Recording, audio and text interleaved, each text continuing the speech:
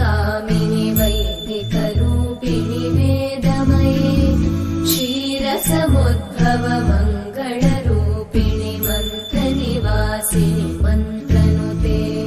मङ्गलदायिनि अम्बुजवासिनि देवगणाश्रितपादयुते